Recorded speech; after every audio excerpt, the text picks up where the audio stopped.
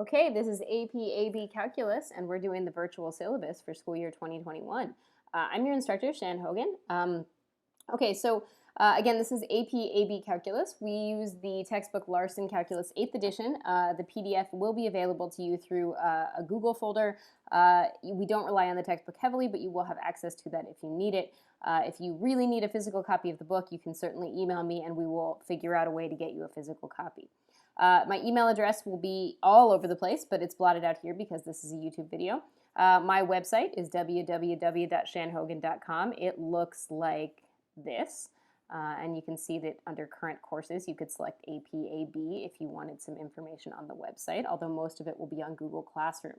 My YouTube channel is where you're going to find most of the videos that you need, including presumably this one.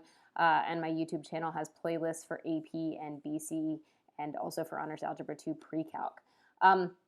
So we're going to start out with Google Meet this year. If that's not panning out, then we will switch to Zoom. We're going to kind of play that by ear. So for all the meets, you're going to go to meet.google.com, which is going to look like this. And then you're going to join a meeting with a nickname that I give you. So that nickname is also currently blotted out on the syllabus, but you'll obviously have access to it. So we have class meet times on A days and C days. We'll talk about the schedule below. And I have office hour meet times on A days and B days from 2:19 to 3:04. And again, you'll have a code for that. So please note that both the class and office hour meets or Zooms, whatever they end up being, are for students only. So parents or guardians, you can definitely schedule a time to meet with me by emailing at the address that you will see in the real PDF syllabus that your student has. But please don't attend our office hours or class Zooms. Those are for students, or meets, Zooms, whichever one. Okay, so virtual class times, right? So we're meeting on A days, and you'll see the times are here, and also on Fridays, which we're calling C days. So I'm going to walk you through the two different kinds of periods and what they're going to look like. So A days are going to be a long period. It's 74 minutes. It's essentially a block that would cover double what we would hopefully cover in a regular school day when we were in non-block periods. So basically what's going to happen is you're going to log into the Meet or Zoom. You'll notice I frequently use the two words interchangeably here because there's a solid chance that we will end up switching platforms at some point. But for right now, you get the gist, logging on to the video chat of whatever brand it is. We're going to do a quick lesson intro and complete a warm-up problem. So that's going to take about 10 minutes, and it's synchronous. You're expected to be there while I'm there. Then we're going to have about 35 minutes where you're watching lesson videos, and you can see that the lesson videos are here, right? So Unit 1, Section 1, which is 01.01, Unit 102, which is 0102, that would be Unit 1, Section 2, 0103 would be Unit 1, Section 3, and so on. So you're going to watch some videos. You can email me questions. I'll also still be on the Meet or the Zoom, so you could just straight up ask me questions, but it might be easier to email because sometimes typing things in chats or saying it in front of a whole group isn't your jam. So that's asynchronous. You don't need to be with me when you're doing that, and that's totally fine. And then we have a 20-minute period that's kind of synchronous or asynchronous because I'm available and I'll answer questions since you've had time to walk through the video lessons. But you may or may not need me. So it might turn out to be synchronous for 2 people and asynchronous for everybody else, and that's fine. And then the last roughly 9 minutes, you're going to check back in, and we're going to do a closing problem, and that's going to be synchronous again. So you are expected to be with me during those 2 times that are clearly synchronous at the start and end of the lesson. And we'll talk more about expectations moving forward. So if we... Cool. So what I have here is the Apbc sample class, which is not what I meant. Oops. So let's, AB sample class. There we go. My bad. Okay, there it is. So let's talk about what this looks like, right? So when I say log in and you're gonna go ahead and complete a warm-up, right? You're gonna log into this Zoom or Meet, and I'm going to present a screen to you, and we're going to talk a little bit about what the warm-up problem is, and you're going to have a little bit of time to go through it. So you log in at 8:35. The warm-up is due by 8:50. The problems I'm giving you should not take more than 15 minutes. They're not designed to stress you out. They're worth 2 points. It's mostly to get your brain kind of moving in the morning, okay? So here's an example of a warm-up problem, and then you're going to submit it on Google Classroom. I don't care if you type it or if you write it on paper and take a picture. I just need you to be able to submit it on your Classroom, right? And then we're going to walk through what the topics in the lesson are really quickly, just a quick intro, because my videos do most of the talking. So most days in APAB, we're going to be covering 2 of these little sections within a unit. That's because typically what's going to happen is we're covering what would have been 2 separate days in one day, because I only see you every other day now. Okay, so then at the end of the period, right, so you go off and you watch your videos, right? So you go off and you watch all these videos, right? And specifically here, you'd be watching this roughly 17-minute video and this 6.5-minute video, right? So we're talking about 25 minutes, give or take, of videos. Some days that's going to be longer or shorter, but I think on average, you're probably looking at in the 20 to 30-minute mark. It might be, they will all have examples and practice problems, so it might take you slightly longer if you are pausing to do the practice problems, which I recommend. You should be writing this stuff down in your notebook, right? You don't want to just watch the video and say, I've got this. You want to treat it the same way that you would treat a regular class, right? You want to actually walk through and do the problems. And you want to keep a good organized notebook, binder, whatever is your jam, I don't care, but you want to make sure that you've got that. So then after that, we'll come back, we'll do a closer that is in some way either related to the material that we just covered or possibly related to something we've done recently that people struggled with, whatevs, something in that neighborhood, right? Then after we've done all that, right, then we're going to go ahead and have, that's the end of our time on A days. Now, C days are going to look a little bit different. So C days, we only have 25 minutes, and they're all going to be synchronous. Now, rather than give you a quiz per se, which is sort of what this is going to feel like, rather than give you a quiz, I'm going to give you this thing I'm calling a comprehension check, and we're going to talk through what that's going to look like down here when we talk about assignments. But essentially, it's going to be group work together, but you submit your own individual version of a short free response problem, maybe like a free response problem with like 4 little mini prompts or 3 little mini prompts. Okay, so let's talk about what these assignments are going to look like. A caveat about these assignments is that this is the way our assignments are going to look for Q1 right now. The School District of Philadelphia is virtual for Q1. I don't know what's going to happen after that. If when we return to the school building, the format of these assessments and assignments will likely change, and you'll receive an updated syllabus because some of the rules normally in my syllabus are not really applicable here. Okay, so anyway, there will likely be some kind of a cumulative midterm and cumulative final. Right now, we're not even looking at that. We're just trying to get through where we're at now. Okay, so assignments coming up. First one, join AP Classroom, right, which is due this coming Friday, and that's because you're going to have to do a lot of stuff on AP Classroom. So next thing is summer project, which is going to be in the test category. It's going to be worth 50 points. Usually that is paired with an exam. We're not going to do the exam part because of the remote learning. That was an executive decision I made. I decided that the last thing you need is a remote exam in the first week and a half of school when it's something I just don't have to do to you. It's not new material. It's fine. So then you're going to do a daily check-in form. Now, here's the function of daily check-in form. So you're going to do this every school day that we have in a week, right? So if we have a 5-day school week, this is going to be 5 little 1-point things. It takes you about a minute, probably less. You're doing it by 2:30 every day. On B days, which is the day that I don't see you, I'll be using this form as your attendance. On A and C days, it's just a nice, easy way to get a free point. It's going to just be a way to check in. We talked about the warm-up and the closer. Those are each going to be 2 points, right? So comprehension checks are that thing on Fridays. So it is going to go in the test category. It's a really nice way to pull up that assessments category.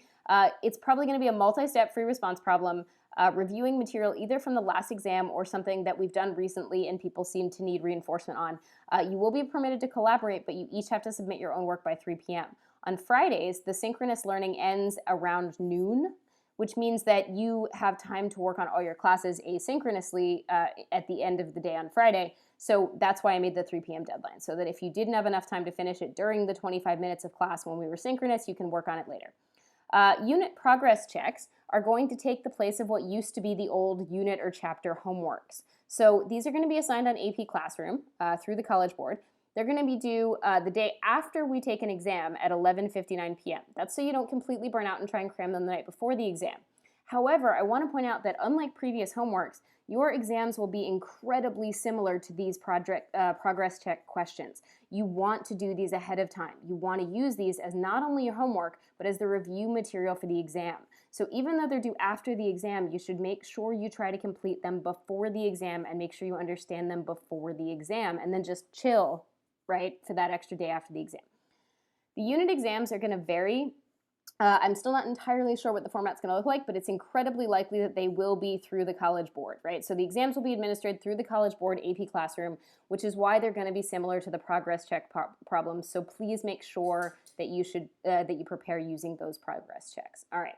Category breakdown: per the College Board's recommendation, this course will be 80% assessments and 20% homework. To do that in the STP categories, you have to use tests and homework only, which you can see if you look at my categories. That's what I use. Late assignments and make exams.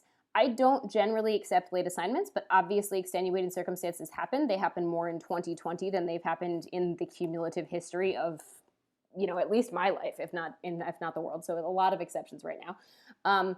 So if you know in advance something's going to be an issue, please let me know. Shoot me an email. In terms of makeup or makeup assessments, rather, I don't generally give makeup assessments. It's your responsibility to try and take the test when the test is assigned. That said, in the event of an emergency or an illness or something arises that you can't possibly take the exam on time, you're expected to be proactive and reach out to me in advance. Don't email me 30 minutes after the exam has ended and say, oh, I couldn't take the exam. Nope, find a way in whatever situation you're in to just shoot me a quick message and say, this bad thing is happening, I can't take a test. It doesn't have to be detailed, we can follow up later, but show me that you're being proactive and reach out, okay? And then we'll figure it out. So some Zoom and Meet expectations. So you're expected to be logged in during those synchronous times that we talked about at the beginning. Please aim to be on time. That said, I'm mindful that right now it's very easy to be a minute or two late because we all have a lot of things going on, and you'd think staying at home things would be easier, but life is just really complicated. So I get that. I'm not going to have an issue with you being a minute late unless it becomes a constant issue that you're late a lot and you're missing things. You're not required to turn your camera on. I get it if that's not your jam, but if you're up for it, it's really nice to actually see people. I feel like we connect better when we can, but you certainly don't have to. When you're not asking a question or answering a question or working in a group, right, in some way, please be on mute because otherwise it's very difficult to interact with people. And students are expected to use school-appropriate language both verbally and in the chat. This includes wearing appropriate clothing. That doesn't mean a school uniform, but it means there shouldn't be like curse words blaring all over your shirt. Like I see these blazing curse words coming off your shirt. That's not great. And you shouldn't have inappropriate words, terms, whatever on display in your workspace, right? So make sure that there's not like a crazy poster that's horribly inappropriate behind you. Move it somewhere where the camera can't see it if you have a horribly inappropriate poster. So communications expectations, I get that we're all exhausted. I'm over screens, you're over screens. Trust, we all feel this way. That said, I need you to stay in the loop enough, right? Make sure you're checking your STP email daily. Make sure you're logging into Google Classroom daily. Make sure you complete that daily check-in form on school days. You don't have to do it on a Saturday or whatever. And email and message me if you need something. And then lastly, in terms of expectations, let's talk human expectations. You're not at your best. I'm not either. That's okay. So even if you're an introvert who's been training your entire life to not be around people and you at first seem stoked by the pandemic, you're probably a little bit burned out on this. Nobody's really rocking at this point. So what I expect from you is that you try, even when it's difficult, even when you're tired, and even when you don't care. Trying doesn't mean that you ace everything, right? Trying just means that you show up. A huge percentage of life is just showing up. Be honest, right? Don't cheat on homework and assessments. That's an issue. We'll talk about that in a minute.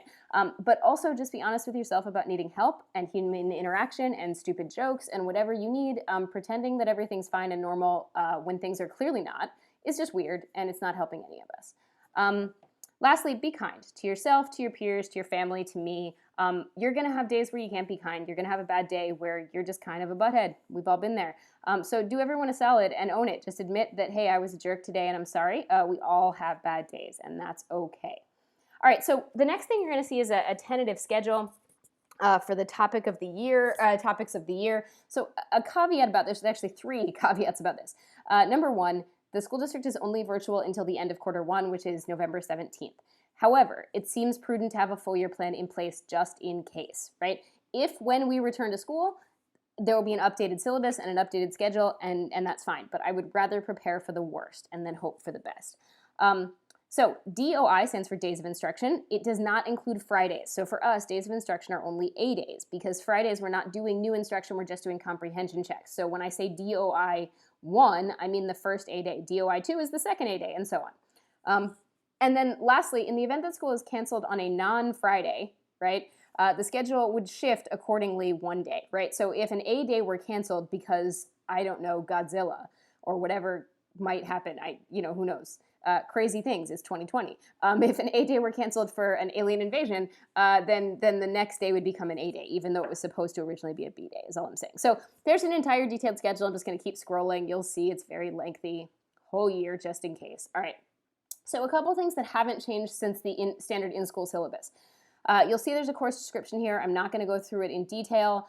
You are expected to take the AP exam on May 4th, 2021. We are covering essentially what would be first semester college calculus. Grading procedures. It's a college level course, so I don't give you a ton of credit just for showing work, and like just showing up rather, and just I give you credit for doing things correctly. There are certainly exceptions to that. You're going to be filling out a daily check-in form. That is obviously just, hey, did you do it? You know, and the warm-up's only worth 2 points. So even if you didn't do it perfectly, you're probably still getting a 1 out of 2 or whatever. Just be mindful that the AP questions are difficult and that this is a difficult course. You're going to be fine. There are plenty of ways to pull your grade up, but grading will seem a little harsh sometimes. Academic dishonesty. So the big ones here, because we're all working from home right now and it's a weird world, I can't know if you're on your cell phone while you're taking a test. I can't know if you're texting someone else even though you shouldn't be. Please don't copy someone else's work and represent it as your own. Please don't take it from the internet and represent it as your own. Please don't look up how to solve problems on random solving websites. Like, it's fine to use the internet as a resource to help you with things. That's good. You shouldn't be doing it during a test, but it's fine on homework. But you're not getting a benefit because you're not going to have that luxury when you're doing some of these things in college, when you're trying to pass some of these courses later in life. So please, being resourceful is fine, but be honest about it. I'm fine with you using the internet to help you do your homework. I'm not fine with you using the internet to help you solve the problem for you. It's fine to look up resources. It's fine to get help from other people. It's fine to do that. But please, for your own benefit. Again, we're in a situation where I may or may not ever know if you were academically dishonest, but it usually shows when we get to the AP scores, because if you've been consistently getting 4s and 5s on things and suddenly you get a 1, it becomes very obvious you weren't getting it on your own. Cool. So yeah, if you're caught being academically dishonest, which is going to be in a weird situation because it's going to be hard to do that this year, certainly, you're going to get a 0 on that assignment. I'll have to contact your parents and guardians, etc. You can read the policy to the full extent. You'll also see that you would get a strike on your report card from me, and that's really the only way anyone ever gets a strike. Most people are not late to my class 7 times. Most people are not crazy enough to cut my class. So if you get a strike, it's probably because I caught you cheating, so please don't. I give you an AP curve. So I promise that if you do every single assignment I ever give you, even if you're terrible at it, I will give you a 65 on your report card. I've had people earn flat out a 45 or something because they just were really struggling, and I curved them up to a 65 because they did everything I ever asked of them and they worked really, really hard. So just keep in mind you get that curve as long as you do everything. And that curve with the AP multiplier that you'll see here would actually be a 78 on your GPA, which isn't so bad if you consider it. So at the bottom, you'll see that I've got some stuff about Albus Dumbledore, my favorite fictional teacher. And, you know, I know this is a hard way to start this year, and I'm as bummed about it as you are, I think, and we're going to do the best we can. But please don't hesitate to reach out. Know that all of your teachers are feeling the same kind of stress, the same kind of anxiety, and sort of the same kind of sadness about this year that you are, but we will make the most of it. So that is your APAB virtual syllabus.